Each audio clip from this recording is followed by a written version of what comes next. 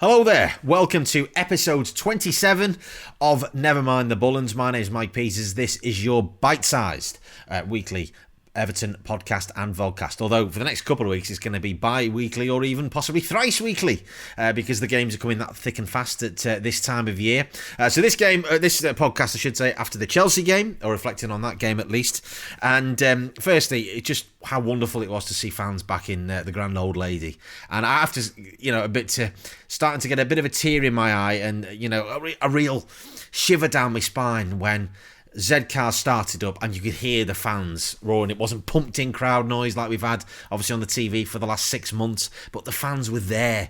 It was brilliant. I'm thinking, God knows what I'm going to be like if I'm well enough just watching it on television, what I'm going to be like if I get into any of the games over Christmas.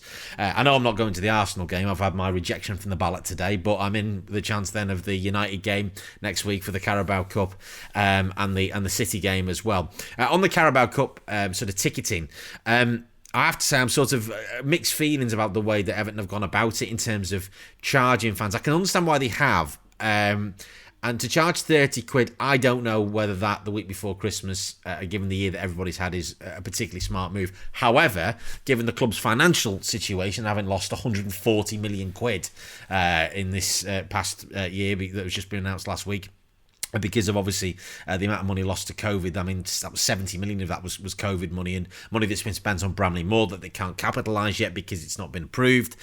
So, it's a slightly misleading amount, even though it sounds pretty dramatic on the face of it. I can understand why the club needs to get some money in when they've obviously been refunding us our season ticket money.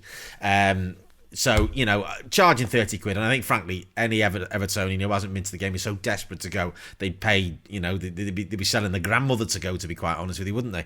And I certainly would, so fingers crossed that I'll get into a game over the next few weeks. But it was great for those fans to be back in, and I think just to have an even 2,000 there obviously clearly made a difference to the players, and it was lovely to hear them booing John Moss. I thought that was entirely predictable and well deserved again, because he was rubbish, as he always is, as we know that. Although not perhaps as rubbish as Andre Mariner, but that's for other people to discuss on other podcasts. But it was great because it was a sort of a classic modern Everton performance in terms of the graft and the desire and the commitment that's been somewhat lacking. We've been very kind of lax in the last few weeks, and obviously that's been reflected in the results and our form, but it was great to see so much endeavour from all of the players. They really put a shift in. Richarlison, you can see, is very frustrated. His confidence is low, and seen that in his shooting and his sort of just the look on his face throughout it. He's very obviously struggling, and a sort of, as my brother said, the pigeon head is going up and down all the time, which it is.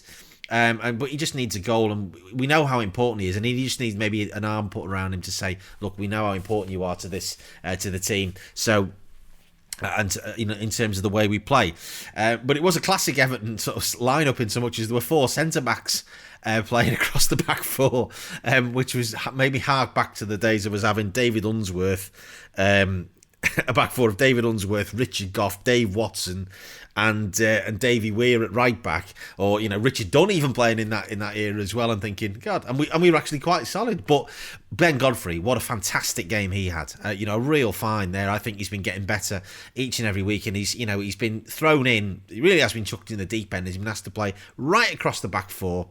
And he's done brilliantly, I think, wherever he's played. He had a tough game at Southampton, which we know, but he's learned from that. He's improved, and his pace as well, and his decision-making, he was excellent playing out of position, and his defensive discipline as well, which is, one of the main things we've bought him for. But it's great to see that he can play if we get desperate, and he might have to play at left-back for the next few weeks with Luca Dean being out, and obviously Niels Nkounkou not really being fancied in that role, again, not even on the bench on Saturday. But obviously, what a player. And Michael Keane as well, leading the team brilliantly as well.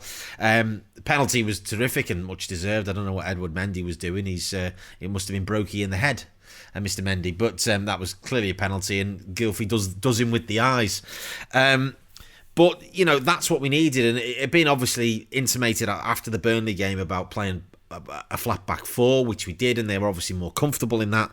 And it was great to see Abdoulaye Doucouré back to his best. He's been slightly off the boil over the last couple of weeks, and it was great to see him sort of hustling and harrying. A very good Chelsea team, they're a really good team, and I thought we were going to have our work cut out. I would have taken a point before the game, the way they've been playing and the way that we've been playing, but 3 points and a clean sheet, a massive, massive confidence boost to them, having not kept a clean sheet since September, since the Tottenham game on the opening weekend of the season. That's massive, particularly running into this fixture run of games as well that we've got. Tough games as well.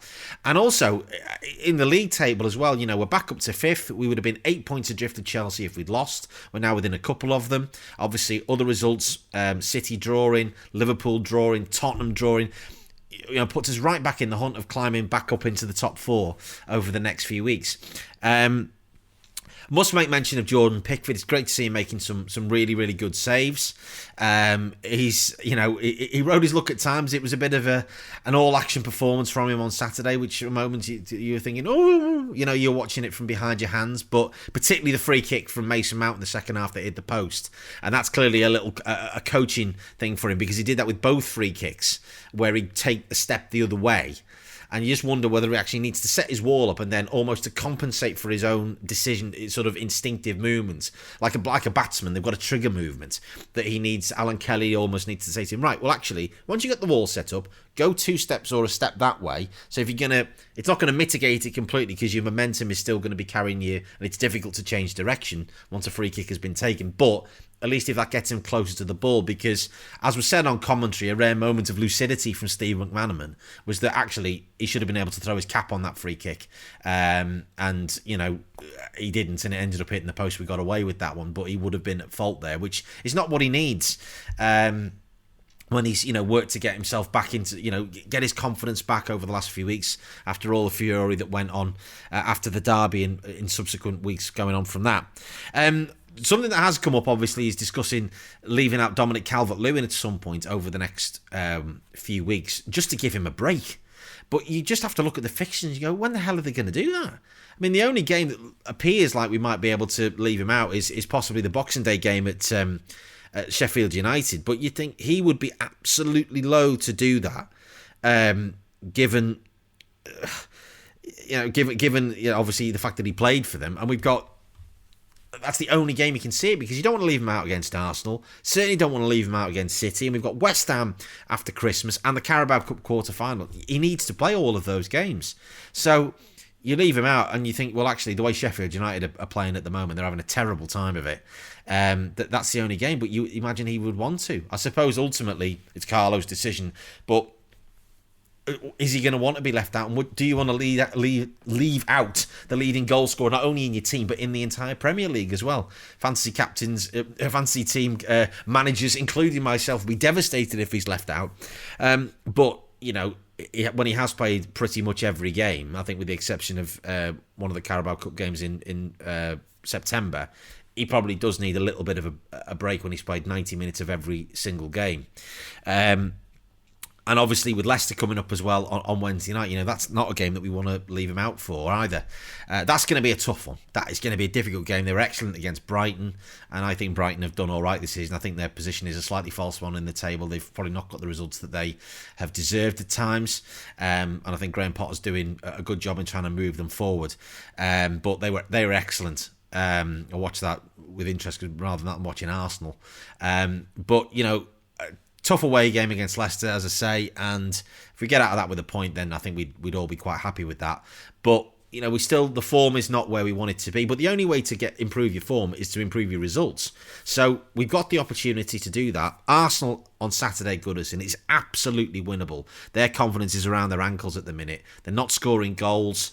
They're not a threat. We've got to be looking to take the game to them and try and get 3 points there and keep us right up in the hunt for the top 6 and the Champions League places as well, even at this early stage of the season.